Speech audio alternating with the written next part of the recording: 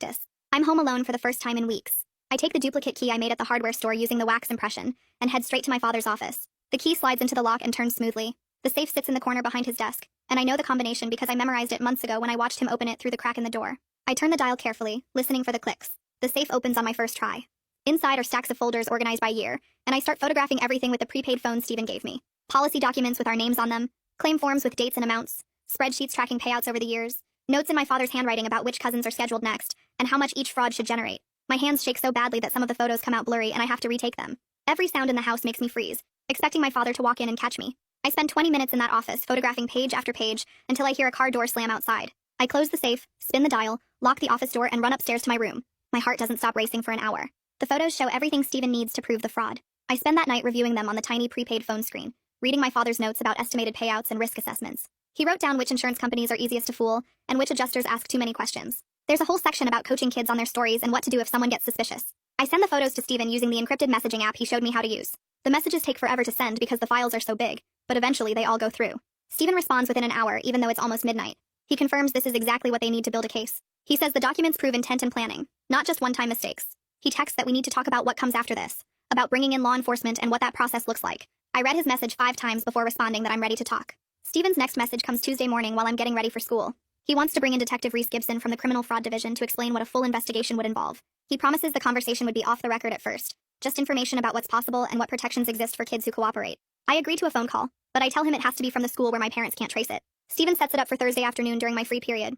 I ask Sally if I can use her office phone for something important, and she agrees without asking questions. She's good like that, knowing when to push and when to just help. Thursday afternoon, I sit in Sally's office with the door closed. Sally stays with me as a witness like Steven suggested. I dial the number Steven gave me, and a man answers on the second ring. Detective Reese Gibson has a calm voice that doesn't sound like the cops on TV shows. He thanks me for being willing to talk, and asks if I understand that this conversation is just informational.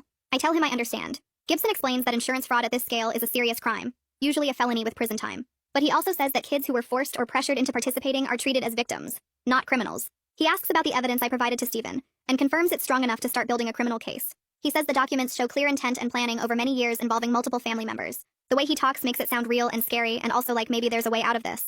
Gibson keeps talking, and I listen carefully to every word. He explains that a full investigation would involve multiple agencies working together.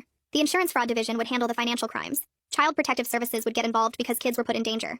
The FBI might join if the fraud crossed enough state lines, which it did because my family operated in at least 6 different states. He can't promise everything will work out perfectly. He says investigations are messy and sometimes things go wrong. But he can promise that I would have advocates, people whose job is to protect kids in situations like mine. He can promise I wouldn't be treated as a criminal. Then he asks if I understand what cooperation would mean for my family. His voice gets quieter when he asks this, like he knows it's the hardest part. I tell Gibson I understand my parents would probably go to jail. My aunts and uncles too. Maybe even my grandparents if they were involved in planning.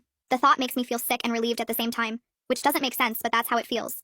Gibson says that's a normal reaction. He says a lot of kids in my situation feel guilty about protecting themselves, like they're betraying their family by telling the truth. He suggests I think carefully about whether I'm ready for what comes after. He doesn't push me to decide right away. After we hang up, Sally squeezes my shoulder and asks if I'm okay. I nod even though I'm not sure.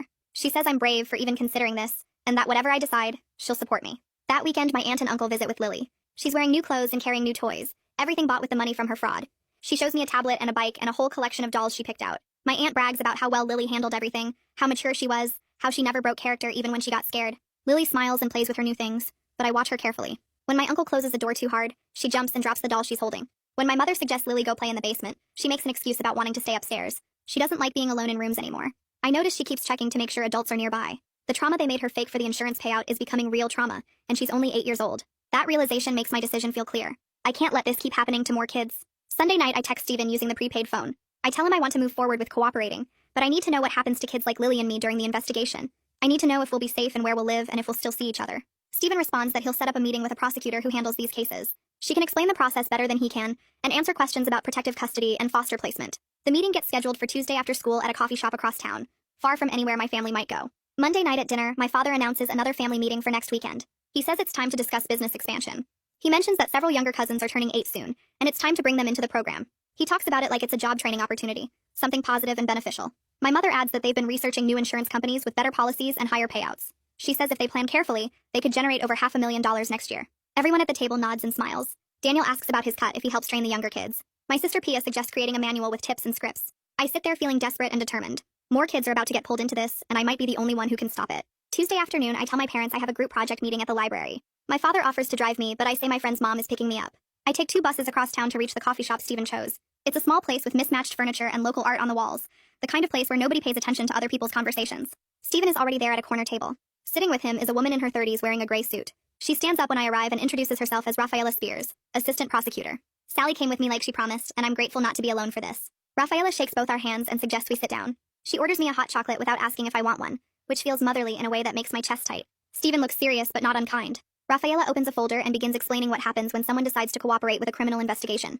She opens a folder with forms and legal documents inside and starts explaining how everything would work if I decide to cooperate with their investigation. Her voice stays calm and professional as she talks about testimony and evidence and criminal charges. She says if I agree to provide formal testimony about the fraud schemes, the state prosecutor's office would file charges against all the adults who participated in planning or carrying out the insurance fraud. The charges would be serious because they involve children and multiple incidents across state lines. She explains that once charges get filed, Child Protective Services would step in immediately to remove kids from any homes where fraud was happening. I feel my chest get tight thinking about what that means for everyone. She says they would try to place kids with relatives who weren't involved in the schemes, but she can't promise I'd get to stay with family members I know. Some kids might end up in foster care if no safe relatives exist. The honesty feels scary, but also better than being lied to. Steven adds that they've already identified several relatives in my extended family who don't appear connected to the fraud and might be placement options. Rafaela continues explaining that I would be protected from any retaliation attempts, with regular check-ins from law enforcement and CPS workers assigned to monitor my safety. Sally squeezes my hand under the table while I process all this information. I look at Rafaela and ask what happens to Lily and my other young cousins who already did frauds. My voice shakes asking the question because I'm scared of the answer. Rafaela's expression gets serious and she says all children would be removed from homes where fraud occurred, including Lily and the others. She explains that even though those kids followed their parents' instructions, they're still considered victims who need protection. The thought of my entire extended family getting broken apart feels huge and overwhelming. I think about holiday dinners and birthday parties and family vacations, all of it ending because of what I'm about to do. But then I think about more 8-year-olds like Lily spending 3 days alone in freezing weather, just so their parents can collect money. I think about the younger cousins my family mentioned bringing into the business next year. Rafaela sees me struggling with the decision and says, I don't have to answer right now. She slides a card across the table with her direct phone number written on it. She gives me 1 week to think about whether I want to proceed with a formal proffer agreement, which is the legal term for my cooperation deal. Steven walks me and Sally out to the parking lot after the meeting ends. He reminds me that I can call him anytime if I feel unsafe or if my family suspects anything. Sally drives me home and I stare out the window the whole way, feeling like I'm carrying a weight that's too heavy to hold. The next week feels like torture, as I watch my family do normal everyday things, while knowing everything is about to explode. My mother sits at the kitchen table on Monday morning talking about vacation plans for next summer. She's looking at beach house rentals and asking if I prefer Florida or South Carolina. I eat my cereal and nod at appropriate times while thinking about how she might be in prison next summer. My father helps me with math homework Tuesday night, sitting next to me at the dining room table and explaining fractions in his patient-teacher voice. He points at the problems and shows me shortcuts for solving them. I want to scream that he taught me shortcuts for insurance fraud, the same way he's teaching me shortcuts for math. I feel like I'm living in 2 different realities that exist in the same space. One reality is the normal family life with homework help and vacation planning and regular dinners together. The other reality is the truth underneath, where everything is built on crime and lies and using kids for money. My brain can't figure out how to hold both realities at the same time. I keep catching myself almost forgetting about the decision I have to make, getting pulled into the comfortable routine of family life. Then I remember what's real and what's fake and I feel sick all over again. Wednesday after geography class, Mrs. Pillow asks me to stay behind while other students file out to the hallway. She closes the classroom door and sits on the edge of her desk looking at me with concerned eyes. She says she's noticed I seem really stressed lately and wanted to check if everything is okay. Her voice is gentle and careful, like she's trying not to scare me. She mentions that she remembers our conversation from years ago about my cousins who went missing and were found. She says she's been thinking about that pattern and wants me to know I can talk to her if I need help with anything. The kindness in her voice almost breaks me completely. I feel tears starting in my eyes and I have to look down at my shoes to stop them from falling. I manage to say I'm fine, just worried about some family stuff. Nothing serious. She doesn't push, but she writes her cell phone number on a sticky note and hands it to me. She says to call or text anytime, even outside school hours, if I need someone to talk to. I take the note and shove it in my backpack, then practically run out of her classroom before I start crying for real. I head straight to Sally's office and knock on her door even though I don't have an appointment. She takes one look at my face and pulls me inside, closing the door behind us. Sally sits me down on her comfortable couch and waits quietly while I try to get my breathing under control. I tell her about the meeting with Rafaela and the decision I have to make by the end of the week. I explain how I feel like I'm destroying my whole family by choosing to cooperate. Sally listens without interrupting, and then she says something that helps more than anything else. She reminds me that I'm not responsible for my parents' choices or their criminal behavior. She says they made decisions to commit fraud and involve children in their schemes, and those were their choices, not mine. She tells me that choosing to protect other kids from going through what I went through doesn't make me a bad daughter. She says it makes me brave and strong and caring about people besides myself. Her words help, but the guilt still sits heavy in my chest like a rock I can't move. I ask what happens if my family hates me forever after this. Sally says that might happen and she can't promise it won't. But she also says that sometimes doing the right thing means accepting painful consequences. She reminds me that Lily is only 8, and there are other young cousins who haven't been used for fraud yet. I could be the one who stops that from happening to them. We sit together for the rest of lunch period and she doesn't make me go back to class. She writes me a pass saying I had a counseling session and sends me to my afternoon classes when I feel more steady. Thursday night after dinner, I go to my room and close the door. I take out the prepaid phone Steven gave me and stare at Rafaela's card for 10 minutes before I can make myself dial her number. She answers on the second ring and her voice sounds professional but not cold. I tell her I've made my decision and I'm ready to proceed with cooperation. My voice shakes saying the words out loud because they feel so final and huge. Rafaela says she's glad I called and that she knows this wasn't an easy choice. She explains that she'll schedule a formal proffer session for Monday morning, which means I'll have to miss school. She says the session will take several hours as I provide detailed testimony about everything I know regarding the fraud schemes. Stephen and Detective Reese will both be there to take my statement. She asks if I want Sally present as my support person, and I say yes immediately. Having Sally there will make the whole thing feel less scary. Rafaela says she'll coordinate everything and will call Sally directly to arrange the details. She reminds me not to do anything that might alert my family to what's happening. She says to act completely normal for the next few days. I promise I will, and we hang up. I sit on my bed holding the phone and feeling like I just jumped off a cliff with no way to climb back up. Friday night, my parents call another family meeting in the living room. Everyone gathers around like we do every few months when there's family business to discuss. My father stands at the front of the room with papers in his hands. He starts talking about expansion plans for next year with excitement in his voice. He says they've identified 4 new cousins who will turn 8 next year and are ready to participate in their first frauds. He talks about it like it's a job training program or a family tradition being passed down. My mother adds that they've been researching new insurance companies with better policies and higher payout amounts. She's made spreadsheets calculating potential earnings if they execute 12 frauds next year. The number she mentions is over $500,000. My uncle jokes about being able to retire early, and everyone laughs like this is normal family planning. People start volunteering to help train the younger kids and offering to scout good locations for drop-offs. Daniel asks what his cut will be if he helps with training. Pia suggests creating a written manual with tips and scripts so the younger kids can study and prepare properly. I sit in my chair feeling completely numb and disconnected from my body. I look around at my family members' faces, seeing their excitement and pride about expanding the criminal operation. I think about how in just a few days, police will be arresting most of the people in this room. I think about how I'm the one who's going to make that happen.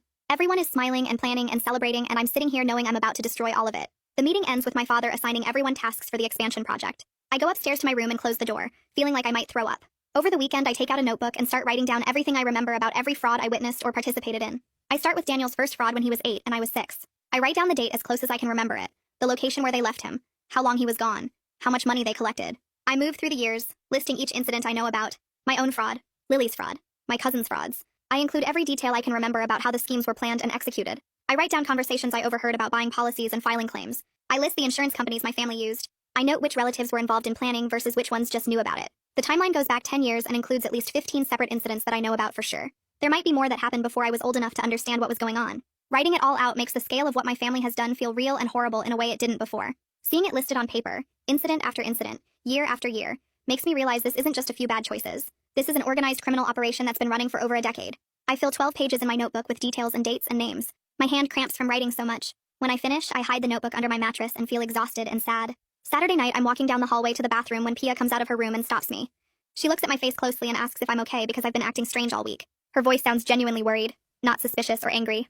I almost tell her everything right then. I almost explain about meeting with the prosecutor and making the decision to cooperate and how everything is about to change. But then I remember what my parents did to her in the basement after she broke protocol. I remember how she learned to follow instructions perfectly after that punishment. She's been fully part of the family business ever since, never questioning anything, always doing what she's told. If I tell her what I'm planning, she'll either try to stop me or she'll warn our parents. I can't risk either of those things happening. So instead, I hug her tight and tell her I'm fine, just stressed about school stuff. She hugs me back and says she's here if I need to talk. I hold on to her for a long moment, knowing this might be one of the last normal interactions we have as sisters. After Monday, everything changes.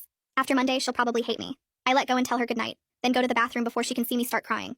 Sunday morning, I tell my parents I'm going to Sally's house to work on a school project. My mother barely looks up from her coffee and newspaper. My father reminds me to be home by dinner. I ride my bike to Sally's house with my backpack heavy on my shoulders. Inside the backpack, I packed a real bag with important items I might need if I have to leave my home suddenly. I included my birth certificate that I found in my father's office safe. I included my social security card. I packed my favorite photos from family vacations and holidays, the good memories I want to keep even though everything is about to fall apart. I included my favorite books, the ones I've read so many times the pages are worn soft. I packed some clothes and basic supplies. Sally answers her door and lets me inside.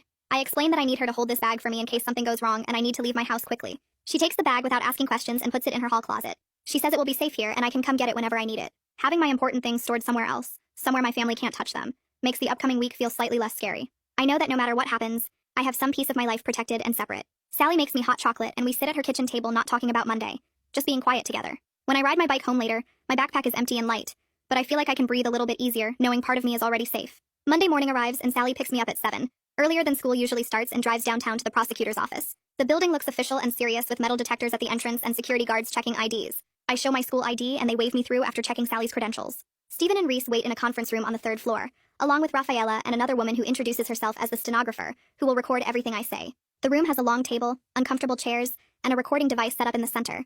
Rafaela explains the proffer agreement one more time, making sure I understand that my cooperation means immunity from prosecution for my own participation in the frauds. I sign papers that Sally helps me read through and then we start. The session lasts 4 hours with only one short break. I explain everything from my earliest memories of Daniel's first fraud when I was 6 years old. I describe how my parents planned each incident, selecting locations and timing everything precisely. I talk about the storage unit rentals, the burner phones, the practice sessions where they drilled us on what to say.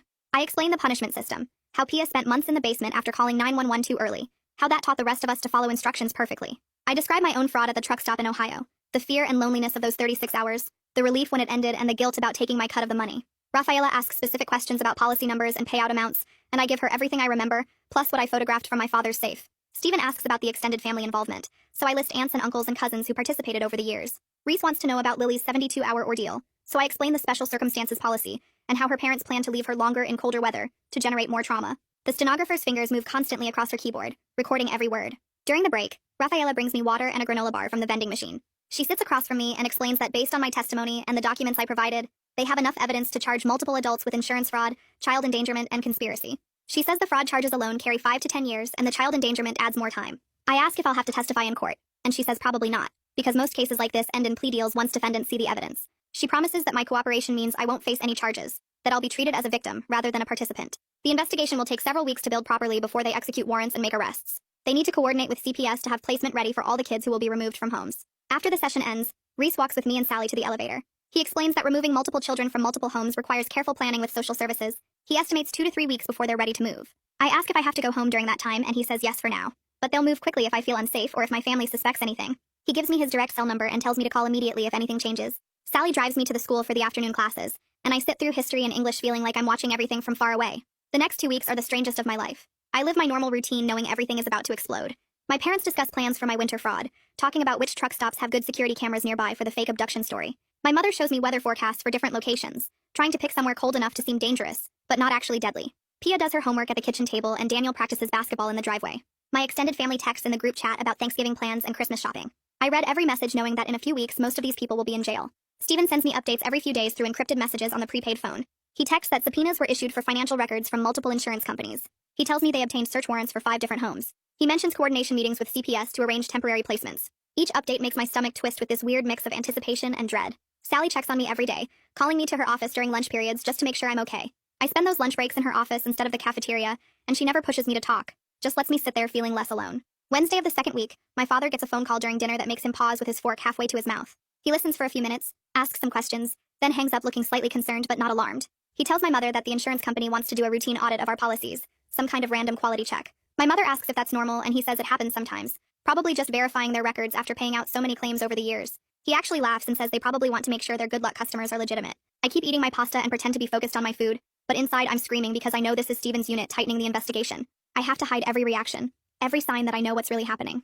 That weekend, my mother takes me shopping for winter clothes for my upcoming fraud. We go to the outdoor store and she cheerfully helps me try on jackets, testing which ones would work for sleeping in cold weather, but wouldn't look too expensive on security cameras. She discusses which truck stops have the cleanest bathrooms and the best lighting for the parking lots where I'll be waiting. She talks about all of this like we're planning a camping trip, completely casual about the fact that she's preparing to abandon her daughter in freezing weather for money. The disconnect between her attitude and the horror of what she's planning makes me feel sick. I try on a blue jacket and she approves it, saying it will show up well on camera footage. Monday morning of the third week, Sally calls me out of first period math class. I walk to her office and find Stephen waiting there with her. He looks serious and tells me that warrants will be executed Wednesday morning at 6 a.m. across all family homes at the same time. CPS will take custody of all minors, which means me, Daniel, Pia, Lily, and 4 younger cousins. He says I need to be prepared to leave my house with only what I can carry in one bag. He asks if I still have important documents stored at Sally's house, and I confirm that I do. He tells me that CPS workers will arrive at my house with police officers, that my parents will be arrested immediately, and that a social worker will help me pack essentials before taking me to a temporary shelter. I ask what happens to my siblings, and he says they'll go to the same shelter initially, then CPS will work on finding appropriate placements. Tuesday night, I can't sleep.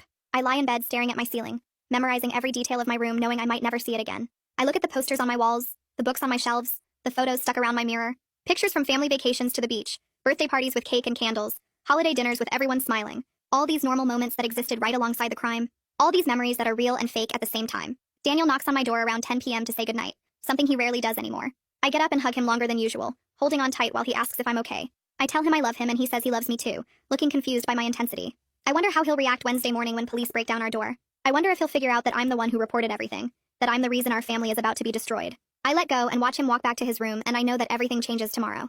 Wednesday at 6 a.m. the pounding on the front door jolts me awake even though I've been lying here staring at the ceiling for hours. The voices outside yell about police and search warrants, and I hear my father's feet hitting the stairs as he runs down in his pajamas. My mother starts screaming questions from their bedroom, her voice high and panicked in a way I've never heard before. I stay in my bed like Stephen told me to do, pulling my blanket up to my chin and waiting for the CPS worker who's supposed to come get me. The sounds downstairs get louder with more voices and heavy footsteps, and I hear my father demanding to see paperwork while my mother keeps asking what's happening. A woman's voice cuts through the chaos saying something about multiple residences and coordinated warrants, and that's when I know they're hitting everyone at the same time.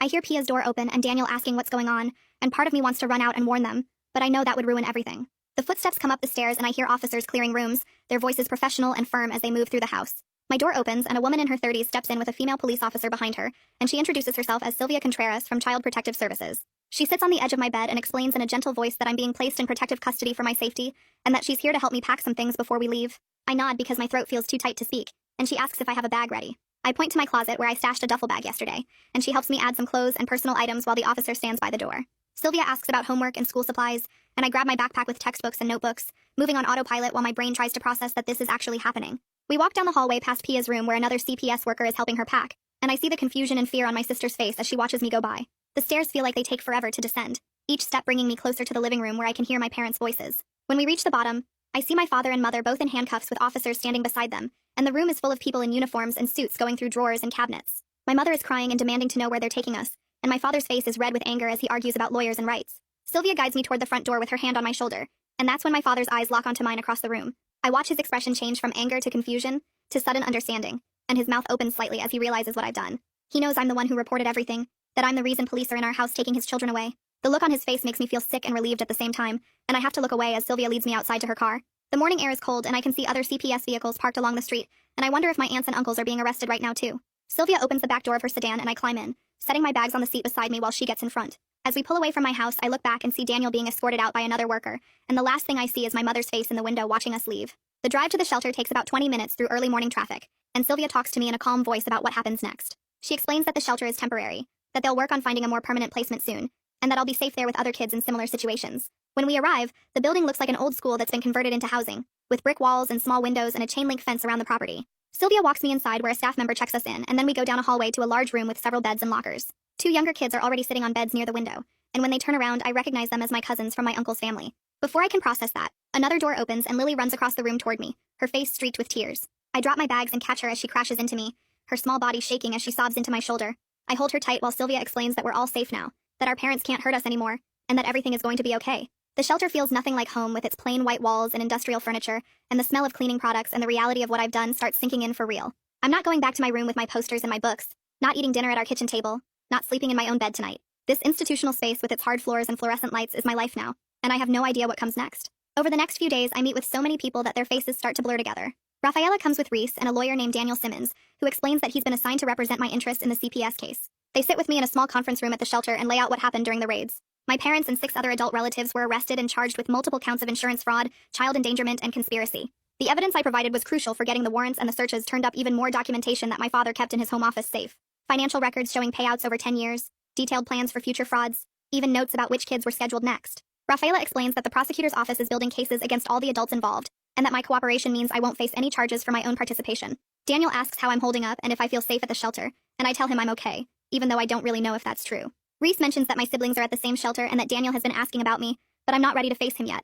On Friday morning, a staff member tells me I have a therapy appointment, and I follow her to a small office where a woman in her 40s is waiting. She introduces herself as Dr. Lisa Park, and explains that she specializes in working with kids from criminal families. We sit in comfortable chairs and she asks me to tell her how I'm feeling about everything that's happened. I try to explain the weird mix of guilt and relief, how part of me feels like I destroyed my family while another part knows I stopped something terrible from continuing. Dr. DePark nods like she understands and tells me that feeling both things at once is completely normal. She says recovery is going to take time, that there's no quick fix for processing what I've been through, but that I took the first step by choosing to protect other kids instead of protecting the fraud. She gives me some techniques for managing anxiety, and we schedule another session for next week, and when I leave her office, I feel slightly less broken than before. 2 weeks after the arrests, Sylvia comes to tell me they've found a foster placement for me. The family lives across town from my old neighborhood in a quiet street with small houses and trees lining the sidewalk. Tom and Jennifer Patterson are in their 40s with experience fostering teenagers, and when Sylvia drives me to meet them, they seem genuinely kind. Jennifer shows me to a bedroom that's mine alone, with a real bed and a desk and curtains on the windows, and she tells me I can decorate it however I want. Tom explains their house rules, which are pretty basic, and they both emphasize that they want to give me space to process everything, while also being available if I need support. That weekend, they take me shopping for school supplies and clothes, and Jennifer helps me pick out some posters and decorations for my room. Starting at a new school on Monday feels overwhelming, but Sally coordinated the records transfer and made sure my teachers know I'm dealing with a difficult situation. Nobody at this school knows my story or my family's crimes, and I'm grateful for the chance to just be a regular student. The first few weeks are hard as I adjust to new routines and try to figure out who I am outside of my family's fraud scheme. Rafaela updates me monthly about the legal cases, usually calling on weekends when I'm at the Pattersons' house. She tells me that my parents decided to take plea deals instead of going to trial, probably because the evidence against them was overwhelming. My father got 8 years and my mother got 7, and the other relatives received similar sentences ranging from 5 to 10 years depending on their involvement. The insurance companies are working on recovering money, but a lot of it was already spent, so they'll probably only get back a fraction of what was stolen. Lily and my younger cousins were placed with relatives who weren't involved in the fraud, aunts and uncles who lived in different states and didn't know what was happening. Rafaela says they're all doing okay and getting therapy, and that Lily asks about me sometimes. 6 months later, I'm settling into something that almost feels like a normal life. I see Dr. Park twice a week, and we work through the complicated feelings about my family and what I did. I still feel guilty sometimes when I think about my parents in prison or my siblings scattered across different placements, but I also sleep better knowing that no more kids will be forced into fraud schemes. The Pattersons are helping me plan for high school next year, and Jennifer took me to visit a few schools so I can decide where I want to apply. Sally checks in with me regularly and has become someone I trust, and she tells me she's proud of how far I've come. I'm starting to believe that I can have a normal life, that I don't have to repeat the cycle my family trapped me in. I'll never forget where I came from or what my parents did, but I'm learning that I can choose a different path. The fraud scheme that defined my childhood doesn't have to define my future, and maybe someday I'll be able to help other kids who are trapped the way I was. We'd been best friends since we were 5. Everyone knew we were in love except us. I met Leo when his family moved next door, and my mom made me bring over cookies to be neighborly. He was sitting on his front steps looking miserable about leaving his old friends, and I told him he could share my friends if he wanted. He said girls had cooties, and I dumped the entire plate of cookies on his head. We were inseparable after that. For the next 13 years, we did absolutely everything together. He walked me to school every morning, even when the guys made fun of him for hanging with a girl. I went to every single one of his baseball games, even the away ones that meant 3-hour bus rides. We had this whole routine where I'd paint his jersey number on my face and scream louder than all the actual girlfriends in the stands. People always asked if we were dating, and we'd both laugh like it was the most ridiculous thing ever. We weren't boyfriend and girlfriend. We were Leo and Julia, which was somehow bigger and smaller at the same time. High school was when everyone really started pushing it. His teammates kept telling him I was obviously in love with him, and my friends swore he looked at me different than other girls. We'd roll our eyes and explain for the 100th time that growing up together made us basically siblings. I knew everything gross about him, like how he ate cheese directly from the block at 2 a.m., and he'd seen me with chickenpox, braces, and that unfortunate perm sophomore year. You don't date someone who helped you bury your hamster in 3rd grade. College almost broke us, though.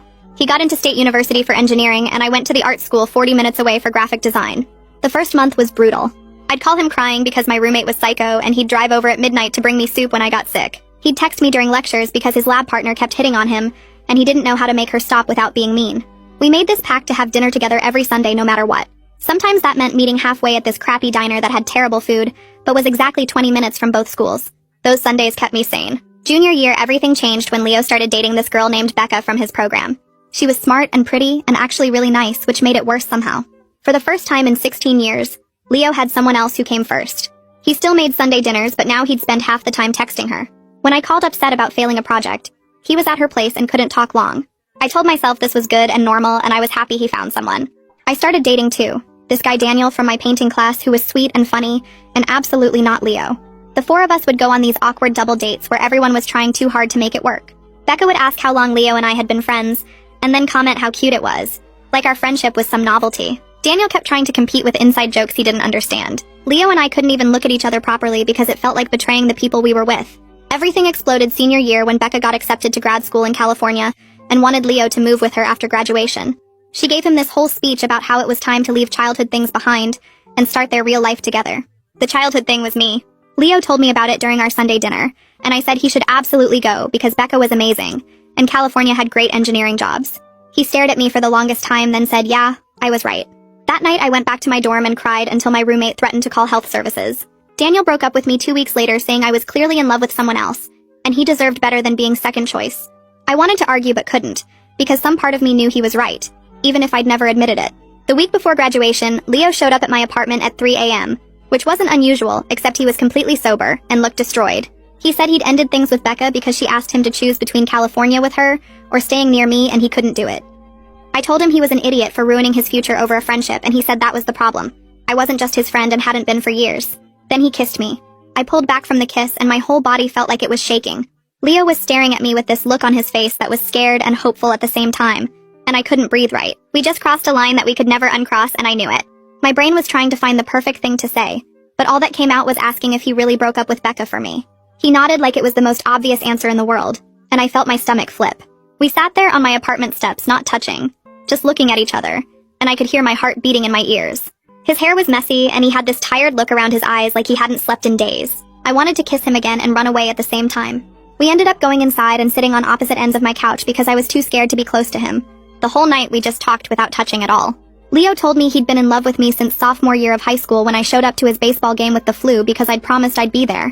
He said he convinced himself it was just friendship because I never seemed interested in him that way.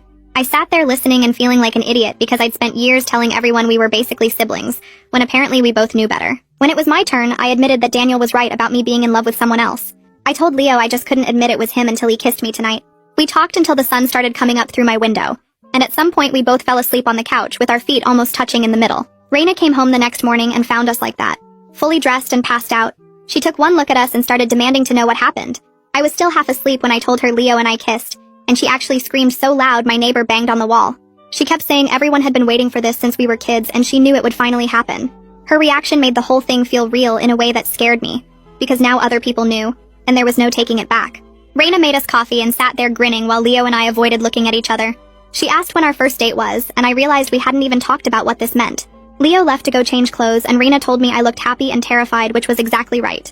Leo texted me later asking if I wanted to get coffee near campus like an actual date. I said yes even though my hands were shaking typing it. We met at this coffee shop we'd been to 100 times before, but suddenly everything felt different and weird. I kept catching myself falling into best friend mode, telling him about my design project and asking about his engineering lab, then remembering we were supposed to be romantic now. I knocked over my coffee twice because I was so nervous, and the second time it spilled all over the table and Leo jumped up to grab napkins. Walking back to campus, he reached for my hand and I let him take it. His hand felt warm and familiar and completely wrong at the same time, like we were playing pretend in someone else's relationship. I kept thinking about how I'd held his hand 1,000 times before when we were kids, but this was different, and I didn't know how to be different with Leo. A week went by and we were still trying to figure out how to be together instead of just friends. Leo came over to study and mentioned I should look for graphic design jobs near his school after graduation. I felt something snap inside me and told him I wasn't Becca, and I wouldn't rearrange my whole life just because he decided we were together now. He looked hurt and said he just wanted us in the same city, but I could hear what he really meant. He expected me to be the one to move and compromise and give things up. We had our first real fight right there in my apartment with my textbooks spread everywhere. Leo said I was being unfair, and I said he was being selfish, and we both knew we were really fighting about being scared. He left without kissing me goodbye, and I sat there feeling sick. The next few weeks were awful as graduation got closer, and we had to make real decisions. I got a job offer from this amazing design firm in the city 2 hours away, and I wanted it, so bad I could taste it. Leo got offers both locally and in my city, and when I told him about mine, he immediately said he'd take the local one. He said something about staying near his family, but I could see it on his face. He was already starting to resent the choice he made with Becca, and now he was making the same choice with me. We had this long, painful conversation where I told him I needed him to want his own life instead of just following me around. Leo got quiet and asked if I even wanted to be with him, and I said yes, but not like this. Not with him giving up things and then hating me for it later. Leo's graduation party was at his parents' house and everyone kept congratulating us on finally getting together. His sister Azariah pulled me aside near the kitchen and asked if I was sure about this relationship. She said Leo had been making decisions based on what he thought I wanted since we were kids, and she was worried he didn't know who he was without me. Her words stuck in my head for the rest of the party. I watched Leo talking to his relatives and realized I'd been so focused on my own fears that I didn't notice he might be losing himself. When we were 5, he dumped his juice box because I said I didn't like that flavor. When we were 12, he quit the chess club because I thought it was boring. At 18, he turned down California for me. Azariah was right and I didn't know how to fix it. 2 months after graduation, Leo was working at some local engineering firm, and I could tell he hated it. I'd visit on weekends and he'd be tired and frustrated, complaining about his boss and the boring projects they gave him. One night, I woke up to use the bathroom and caught him looking at California job listings on his laptop. I asked him directly if he regretted turning down Becca's plan, and he was quiet for a long time. Then he admitted sometimes he wondered what his life would look like if he'd chosen differently. We stayed up the rest of that night talking about what we actually wanted instead of what we thought we should want. Leo said he felt stuck, and I said I felt guilty, and we both agreed something had to change. We decided to try long distance so Leo could take a better engineering job 3 hours away. The first month was terrible because we were used to being in constant contact, and now we had to schedule phone calls like strangers. Leo would call during his lunch break, and I'd be in the middle of a design meeting. I'd text him at night, and he'd already be asleep because he had to wake up early. I threw myself into work projects and started making friends with people from my firm. We'd go to art galleries on weekends, and I'd realize I was having fun without Leo there. It felt like freedom, and it felt like losing something at the same time. I was surprised to find I actually liked having space to figure out who I was without Leo always around. 4 months into long distance, we were barely talking beyond quick updates about work. I went on a coffee run with my coworker Caleb one afternoon, and we ended up walking around the city for an hour just talking about design and music and nothing important. When I got back to my apartment, I realized I hadn't thought about Leo all day. That That night when Leo finally called, our conversation felt forced and empty. He told me about some project at work, and I told him about a client presentation, and we both knew we were just going through the motions. After we hung up, I sat there staring at my phone, wondering when talking to my best friend started feeling like a chore. I thought about texting him that I missed him, but I wasn't sure if it was true anymore. I signed up for a pottery class the following week because someone at work mentioned it, and I thought, why not? The studio smelled like wet clay, and there were maybe 8 people sitting at wheels looking just as clueless as me. The teacher was this older woman with gray hair pulled back in a messy bun who kept saying things like, "Feel the clay, don't force it," which sounded fake deep, but actually helped. My first bowl looked like a sad pancake, but I didn't care, because for 2 hours I wasn't thinking about Leo or our weird half-relationship or anything except keeping my hands steady. I started going every Thursday night, and by the 3rd week I could make something that almost looked like a mug. The people in class were nice in that casual way where you chat while working but don't exchange numbers. There was a guy named Noah who worked in accounting and a woman named Sarah who taught middle school, and we'd joke about our terrible pottery while we cleaned up. On Fridays, I started hitting the art market downtown with people from my design firm. We'd walk through the vendor stalls drinking overpriced coffee, and I'd buy these little paintings or handmade jewelry that I definitely didn't need. My apartment was filling up with stuff that had nothing to do with Leo. Things I picked because I liked them, not because they reminded me of some shared memory. My coworker Caleb invited me to his birthday party, and I went even though I barely knew anyone there. I ended up talking to his roommate about graphic novels for like an hour, and when I got home I realized I'd had actual fun without checking my phone once to see if Leo texted. The weird part was it did feel like freedom, but also like I was betraying something. Every time I laughed at a joke Leo hadn't heard or made plans he wasn't part of, there was this small guilty feeling in my chest. Like I was supposed to save all my good moments for him even though that made no sense. I'd been building my whole life around being Leo and Julia since I was 5, and now I was just Julia, and I didn't know if that was growth or loss or both. 3 months into long distance, my phone rang at 11 p.m. on a Tuesday, which was weird because Leo and I had stopped calling unless we scheduled it. I almost didn't answer, but something made me pick up. He was crying so hard I could barely understand him at first. He kept saying he felt stuck and invisible, like his life was on pause and nothing he did mattered. I sat on my bed holding the phone trying to figure out what to say while he talked about how his job was fine and his apartment was fine and everything was fine, but he felt like he was disappearing. He admitted he only took the engineering position because it was close enough to visit me on weekends, not because it was actually what he wanted for his career. He said he'd been making choices based on what would keep him near me since we were kids, and now he didn't even know what he wanted anymore. I asked him what he would want if I wasn't in the picture, and he went quiet for so long I thought the call dropped. Then he said he didn't know how to want things for himself because needing me had always felt like the only thing that mattered. I realized we'd both been doing the same thing, making decisions out of fear instead of desire. I'd taken my job partly because it was far enough away to prove I could exist without him. He'd taken his job to stay close enough to keep me.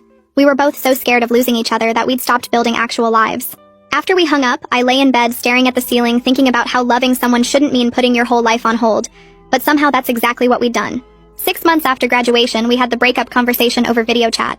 Leo's face on my laptop screen looked tired and sad, and I probably looked the same. We'd been dancing around it for weeks, the calls getting shorter and more awkward until we were basically strangers who used to know everything about each other. He said maybe we rushed into romance when we should have just stayed friends. I agreed, even though hearing the words out loud felt like something breaking in my chest.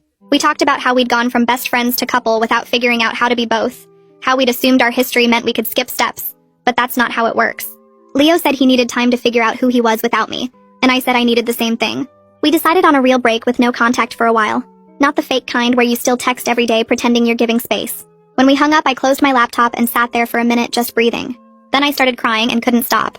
I cried so hard my roommate knocked on my door asking if I was okay, and I couldn't even answer. I cried until my face was swollen and my throat hurt and my chest ached. Losing Leo felt like losing a piece of myself, like cutting off a limb I'd had since I was 5 years old. I'd spent more of my life with him than without him, and now I had to figure out how to be a whole person alone. At Thanksgiving, I drove home dreading the whole weekend. My mom had made her usual massive dinner and invited half the neighborhood like always. She mentioned casually while I was helping with the dishes that Leo was visiting his family too.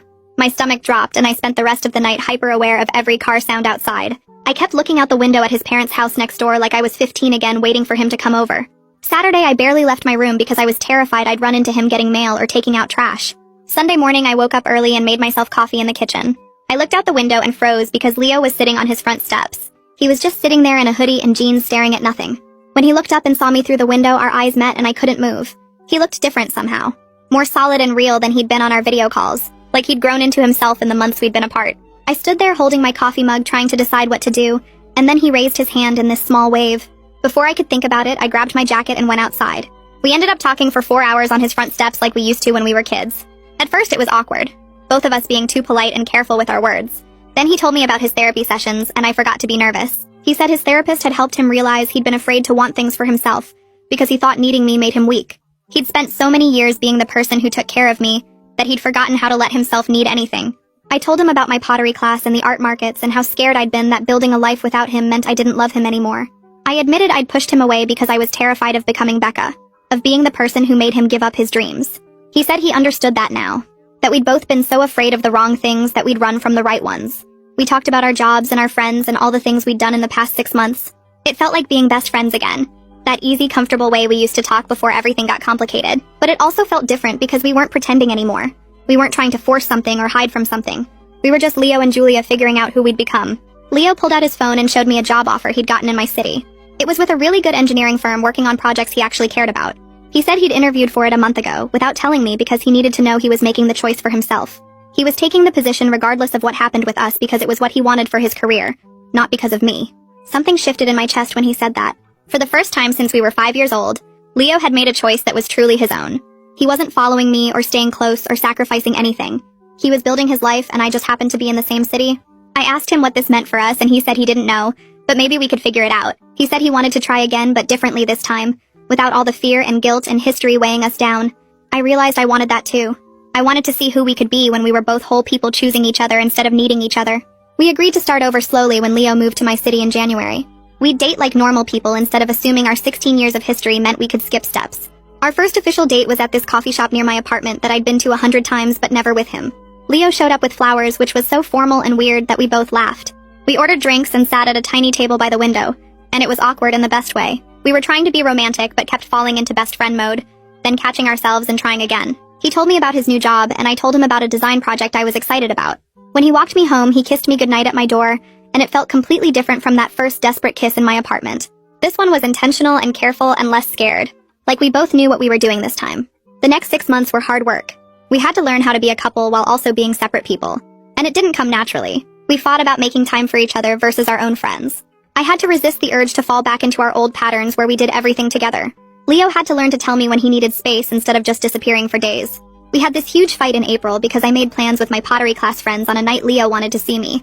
He said I was choosing them over him, and I said that was exactly the kind of thinking that broke us up the first time. We didn't talk for 3 days and I was terrified we were going to end up back where we started.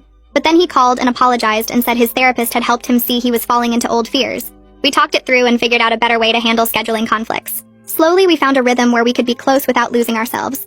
We had date nights and friend nights and nights where we did our own thing. It felt healthier and harder and so much better than before. When Leo's company offered him a promotion that would mean moving to their California office, he didn't tell me for 2 weeks. I found out because he left the offer letter on my kitchen counter by accident. I was hurt at first that he'd kept it secret, but then I realized he was trying to figure it out on his own like he should. We talked about it one night over takeout on my couch. He said he'd been going back and forth for weeks because the promotion was amazing, but he genuinely loved the project he was working on here. I told him honestly that I'd be sad if he left, but I wanted him to choose what was best for his career. I meant it this time. I wasn't saying it because I thought I should or because I was scared of being Becca. I meant it because I wanted Leo to have the life he wanted even if that life didn't include me in the same city. He looked at me for a long time and then said he was turning it down. Not because of me, but because he really did prefer his current project and the team he was working with. The California office would mean starting over and he liked where he was. I believed him and that felt huge.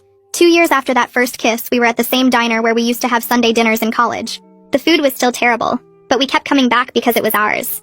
Leo was nervous through the whole meal, dropping his fork twice and barely touching his burger. I thought maybe we were going to have another hard conversation about our future. Then he reached across the table and took my hand. He said he'd spent the last 2 years learning how to be his own person, and the best part was that being his own person made him want to be with me even more. He pulled out a ring and asked me to marry him. I said yes because I wasn't scared anymore. I wasn't scared that loving him meant losing myself, or that he'd resent me later, or that we were making a mistake. We'd both grown into people who could stand on our own, which made choosing to stand together feel right. We'd done the hard work of breaking apart and building ourselves back up separately. Now we got to choose each other not because we needed to, but because we wanted to. Planning the wedding turned into this weird reality check about what we'd actually become. I sat at the venue with the coordinator talking about seating charts and realized I was scheduling separate friend tables for Leo and me because we'd built actual lives apart from each other. My pottery class friends who'd never met Leo, his work buddies from the engineering firm who barely knew me. It hit me that we weren't those desperate kids anymore who couldn't function without each other nearby. We had our own hobbies and our own people and our own bad days that the other person didn't fix. Leo came home from work frustrated about a project, and I listened but didn't try to solve it, because that wasn't my job anymore. I had a gallery rejection that stung and Leo hugged me, but didn't take it personally like it was happening to him too. We were choosing each other every single day instead of just defaulting to each other because we'd always been together. It was harder than I'd imagined that night on my couch when he first kissed me. Messier too because we had to actually communicate instead of just knowing what the other person needed. But it was better than any fairy tale version I'd been too scared to want back then. The wedding day came and Azariah stood up to give her speech looking exactly like Leo when she got emotional. She talked about watching us grow up next door, how she'd seen us spend 16 years perfecting friendship, and then 2 years completely rebuilding everything we thought we knew about each other. She said she'd never seen two people work harder for their relationship, or fight more to figure out how to be both independent and together. When Leo and I danced later, his hand steady on my back, I thought about how we'd almost lost each other completely, how we'd had to break apart and learn to be whole people separately before we could actually be together properly. Every fight we'd had about space and every night we'd spent apart learning who we were alone had led to this moment where I knew exactly who I was and still chose him. He looked at me and smiled, and I knew he was thinking the same thing. We'd done it the hard way, the messy way, the way that almost destroyed us, and I wouldn't change a single moment of it. I'm a 26-year-old woman, and my cousin Clara has always been the kind of person who can't stand when the spotlight isn't on her. At every family event, she somehow finds a way to shift the attention back to herself.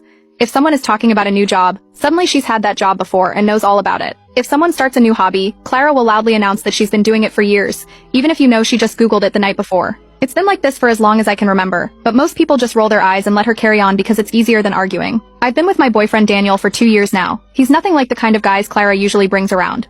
She always goes for flashy, loud, short-lived boyfriends who love the attention just as much as she does. Daniel is steady, kind, thoughtful, and he fits in with my family in a way that surprised even me. Everyone likes him. He helps clear the table without being asked, listens when my uncles ramble about fishing trips, and always remembers little details about people. My grandma adores him, but that attention he gets has never sat well with Clara. She'll toss out a flirty comment or nudge his arm when no one's looking, always under the disguise of a joke. But I've noticed. At Thanksgiving last year, Clara made one of those jokes louder than usual. While everyone was sitting around the table, she laughed and said that Daniel would make the perfect husband. People chuckled, thinking it was harmless, but the way she said it felt pointed. Daniel just smiled politely and didn't respond, but I caught the look in her eye. That was the first time I felt like her behavior might become more than just attention-seeking. A few weeks later, I started getting texts from relatives congratulating me on an engagement. Except, they weren't congratulating me. They were congratulating Clara. My phone kept lighting up with messages, and at first I thought it was some kind of mistake. But then my mom called, sounding half excited and half confused. She told me Clara had announced at brunch that she was engaged, but wouldn't say who the fiancé was. She made it into this big mystery. That alone was strange, but then another relative casually said to me, well, obviously she meant Daniel, right? Who else could it be? That line stopped me cold. My cousin, my own cousin, had apparently told the family she was engaged, and somehow people thought the man she was engaged to was my boyfriend. I remember just sitting there trying to process how ridiculous it sounded, until I asked Daniel about it. He was blindsided. He had no idea what I was talking about and thought I was joking at first. When he realized I was serious, he was just as shocked as I was. Not long after, Clara started posting pictures on social media of rings. Not professional photos or anything, just her hand with some costume jewelry that looked inexpensive and poorly made. She angled them to look like engagement photos, captioned them with vague things like "so lucky" and "forever starts now," but never once mentioned who the guy was. My family group chat lit up with people congratulating her. Some asked questions, but Clara dodged every one of them. She would just hint that her fiancé was someone everyone already knows and adores, which only made things worse. Every hint pointed straight at Daniel. Then the invitations came. Clara sent out texts inviting everyone to an intimate engagement dinner at a restaurant. The same restaurant Daniel had taken me to for my birthday just months before. That detail made it feel deliberate, like she wanted to twist the knife. I didn't want to go. The thought of sitting through a fake celebration built on a lie made me sick. But Daniel didn't agree. He told me we needed to go, that skipping it would only make it look like we were hiding something. He wanted to shut the whole thing down once and for all. So we agreed. We would walk in together, side by side, hand in hand, and face whatever Clara had planned. We didn't know what was waiting for us at that dinner, but one thing was certain. The lie couldn't go on forever. When the night of the dinner came, Daniel parked the car right outside the restaurant.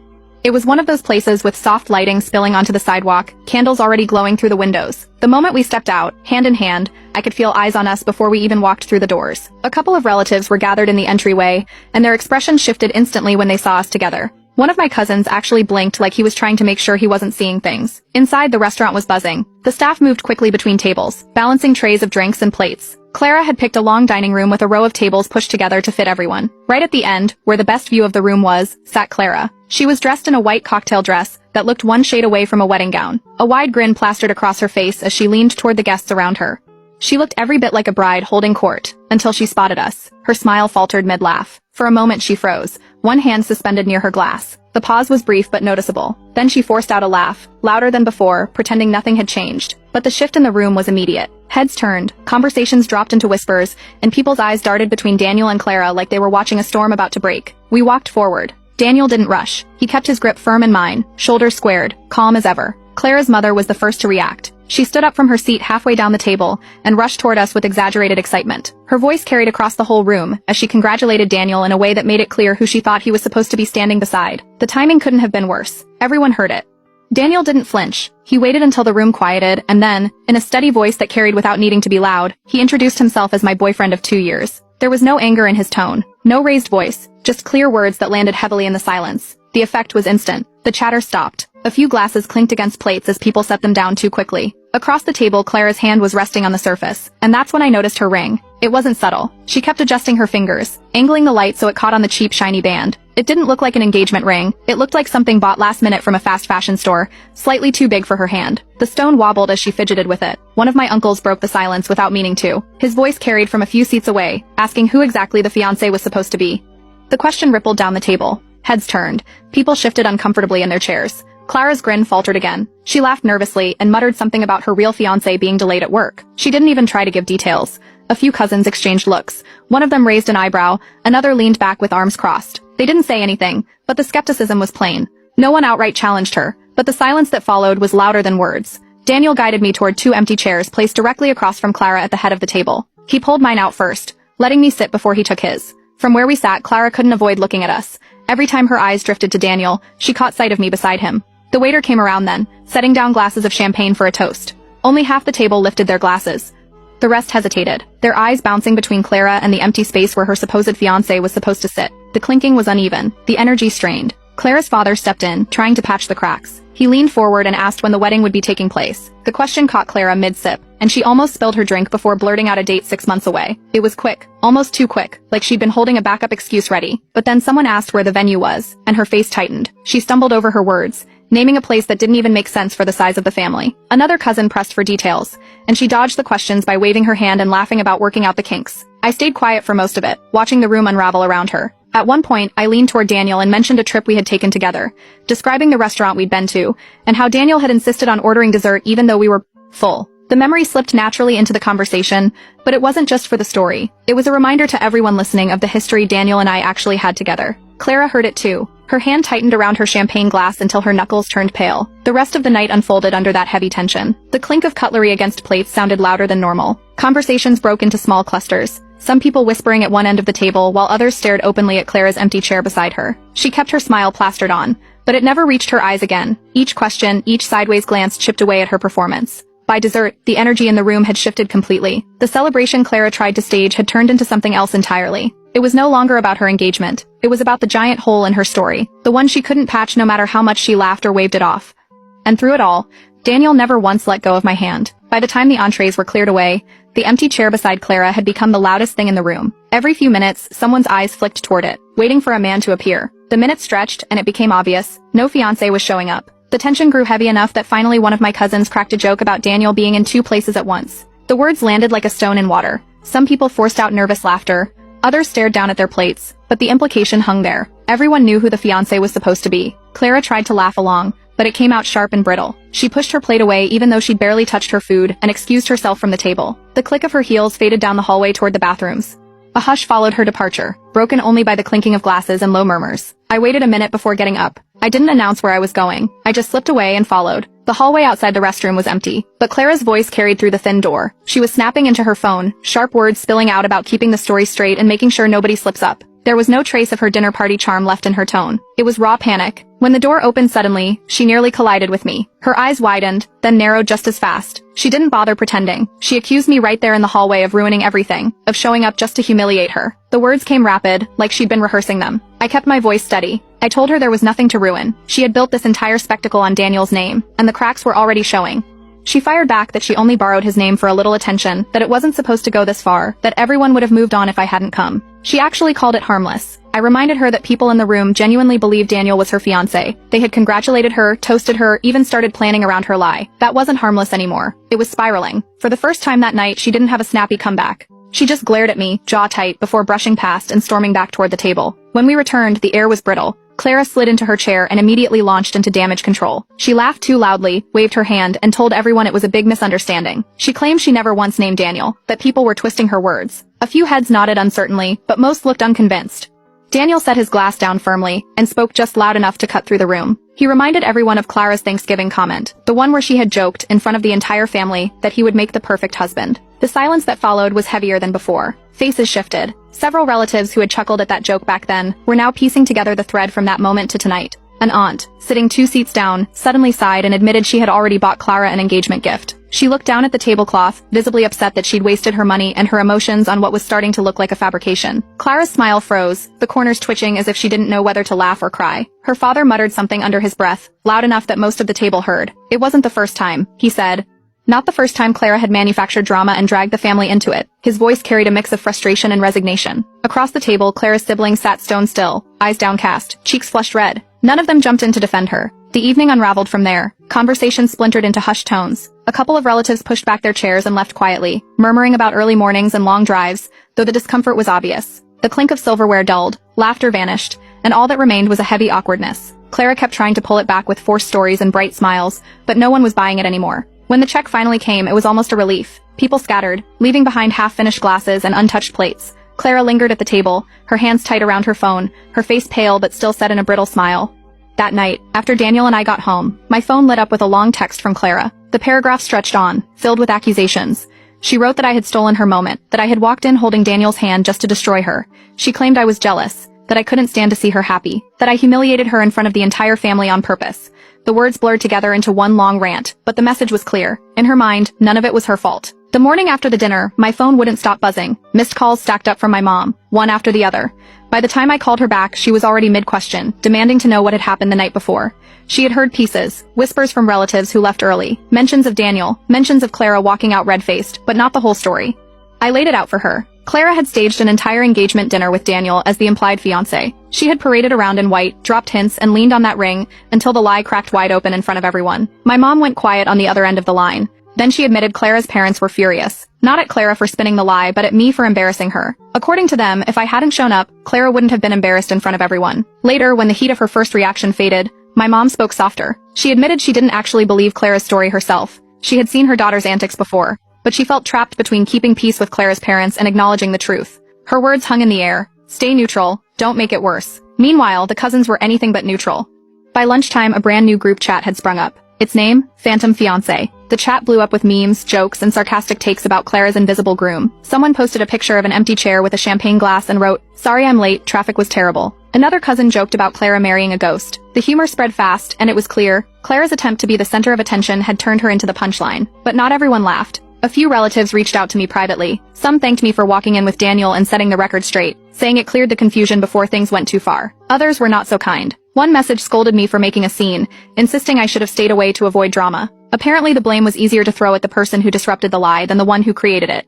Daniel stayed calm through it all. When I replayed the text to him, he just shook his head and told me I hadn't caused anything. Clara had. He reminded me that showing up together only revealed the truth that was already there. Nothing more. Clara, of course, had her own version. She began messaging relatives with long rants about me. In her version, I was jealous, desperate, and couldn't stand to see her happy. She painted me as the villain who came storming into her celebration with the intention of destroying her moment. The problem was, she repeated this enough times that a few relatives started asking questions again. One of my aunts reached out and told me Clara insisted her fiancé was real, just a very private person who didn't like family drama. That was why he hadn't shown up, she claimed. That was why no one had met him. Clara's story shifted into secrecy, banking on the idea that people would be too polite to push harder. But I couldn't shake what I had overheard outside the bathroom. The phone call about keeping the story straight. It didn't sound like a woman protecting a shy fiancé. It sounded like someone scrambling to maintain a lie. The longer I thought about it, the more I doubted a fiancé even existed at all. Daniel advised me to ignore it. He said Clara was throwing smoke bombs to keep people guessing, and if we kept chasing her lies, we'd only get dragged deeper. I wanted to agree, but I also knew how persuasive Clara could be when she wanted the spotlight. By Sunday, another family lunch was on the calendar. I debated skipping it, but Daniel suggested we go as usual. When we arrived, Clara wasn't there yet. She strolled in nearly 40 minutes late, her hair slightly messy, her shoulders sagging as if she had just come from a long day. She dropped into her chair with a sigh loud enough for the whole table to hear and announced she was exhausted from wedding planning stress. The cousins traded looks, some biting back smiles, others outright smirking. Clara kept going, spinning vague anecdotes about her fiancé's demanding career and how he was always busy. She never gave a job title, never offered details, just broad strokes designed to sound impressive without being specific. She also made a point of sitting as far from Daniel as possible. She busied herself with chatting to relatives at the opposite end of the table, her eyes darting away whenever ours met. It was obvious she wanted to steer attention anywhere but in our direction. The conversation limped along until one cousin casually asked to see a picture of the mysterious fiancé. The question was innocent enough, but it hit Clara like a dart. She coughed into her napkin, exaggerated and sudden, then waved the question away. She muttered something about her phone battery being dead, then quickly switched to another topic entirely. The deflection was clumsy, and the silence that followed was telling. People leaned back in their chairs, brows raised, lips pressed together to hide smirks. No one bought it, and in that moment, it became clear that Clara's performance was collapsing in slow motion. Each excuse chipped away at the image she was trying to hold together, and each vague claim only deepened the suspicion that there was no fiancé at all. About a week after the awkward Sunday lunch, I got a message from one of my cousins. It wasn't in the big family chat, but sent directly to me, short and to the point. I think I know who Clara's fiancé is supposed to be. She explained that a friend of hers had seen Clara on a dating app not long ago. Clara had matched with a guy who lived in another city, a couple of hours away. The cousin sent me his name, and within minutes I found his profile through mutual connections on social media. His pictures were public. He was clearly single, posting about his dog, his workouts, and his weekend trips with friends. Not one post had Clara in it, not even a stray comment. The more I scrolled, the clearer it became. The only trace of her was in the comment section. Clara had been leaving heart emojis, my love comments, even writing things like "can't wait for forever with you." The guy had never replied, not once. The silence on his end said everything. It didn't take long for screenshots to make their way into the family group chat. One cousin dropped them in without context, just the images of Clara gushing in comments under posts from a man who clearly had no idea what story was being told in her family. The chat blew up instantly. Some people reacted with laughing emojis, others asked blunt questions, and a few simply went quiet. The picture was obvious now. Clara had invented an engagement with someone who didn't even know. Clara scrambled. She typed long messages about how they were keeping things private because her fiancé didn't like the spotlight. She repeated the line that he didn't want his personal life dragged into family drama, and that everyone needed to respect boundaries. A few relatives gave polite thumbs-up reactions, but most didn't respond at all. The silence spoke volumes. The next big test came at another family dinner. Clara showed up late again, carrying a folder under her arm. After the food was served, she pulled it out with a flourish. Inside were photos, badly edited pictures of her with the man from the dating app. In one, she had pasted herself next to him on a beach, the edges around her figure sharp and unnatural. In another, they were supposedly at a restaurant, but her shadow went the wrong direction. She called them vacation pictures, placing them on the table as supposed proof. Though the edits were obvious, the cousins stared at the prints. Daniel leaned over to me and whispered that they looked like cut-and-paste collages, the kind of edits anyone could spot from a mile away. He wasn't wrong. A few cousins covered their mouths to hide smiles, while others just looked away, embarrassed for her. Finally, one of my uncles had enough. He set down his fork, leaned forward, and asked Clara outright why her fiancé never came around if they were really engaged. His tone wasn't angry, just blunt, the kind that slices through excuses. Clara's eyes welled up instantly. She burst into tears, accusing everyone of being unsupportive and jealous. She raised her voice, saying no one wanted her to be happy. The mood in the room shifted. Where people once laughed nervously or humored her, now they just exchanged wary looks. The sympathy wasn't there anymore. The crying didn't draw the reaction she was hoping for.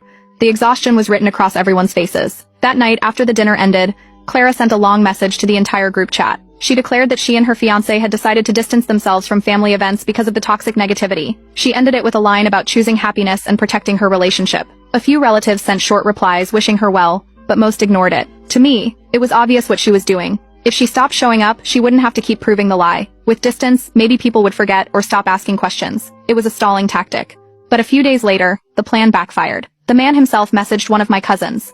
He had somehow gotten wind of being linked to engagement posts, probably from mutuals who saw Clara's comments and connected the dots. His message was short and confused. He had no idea why Clara was claiming him, and he wanted it to stop. The cousin immediately shared his message in the group chat. It was the confirmation everyone needed. Clara had dragged a stranger into her story without his knowledge or consent. After that, things escalated. Clara's parents, who had been defending her loudly until now, suddenly went quiet. Within a day, they sent out a notice for a family meeting at their house. They wrote that it was important to clear the air and put an end to the drama before it tore the family apart. Everyone knew what it really was: damage control. The family meeting was set for a Saturday evening at Clara's parents' house. The invite had gone out to practically everyone: cousins, uncles, aunts, even family friends who had been pulled into the mess through the endless engagement talk. The wording of the message made it clear. They wanted this settled once and for all. Daniel and I debated going. I was tempted to stay out of it and let Clara talk herself into a corner, but Daniel reminded me that avoiding it would only give her more room to spin the story. So we drove over together. Clara was outside when we arrived. She was pacing in the driveway, her hair disheveled, mascara streaked down her cheeks. She clutched her phone like it was a lifeline, glancing at the screen every few seconds as though she was waiting for someone to call. When she saw us, her face crumpled even more, and she turned her back quickly, wiping at her eyes. It was obvious she was waiting for someone who was never going to show. Inside, the living room was already crowded. Chairs had been pulled in from the dining room, the couch was filled, and people lined the walls. The low hum of whispering cut off when Clara's father walked in. He cleared his throat and said they were gathered because the situation had gotten out of hand. His voice was calm but strained. He turned to Clara, urging her to explain herself. Clara took her spot near the fireplace, clutching tissues. For a moment she just cried softly, then finally began speaking. She said she had spoken too soon, that she had been misunderstood. She insisted she never meant to lie, that things had simply gotten blown out of proportion. She painted herself as overwhelmed, cornered by gossip. One of my aunts wasn't having it. She leaned forward in her chair and bluntly asked if Clara was engaged at all. Her voice cut through the excuses, pointing out how much confusion had been caused by Clara's announcement, her party, and her vague posts online. Clara's tears flowed harder. She claimed she had been celebrating her relationship, not an official engagement, and that people had twisted her excitement into something else. She held up her hands as if to say she was innocent, that the misunderstanding wasn't her fault. I spoke up then, calmly,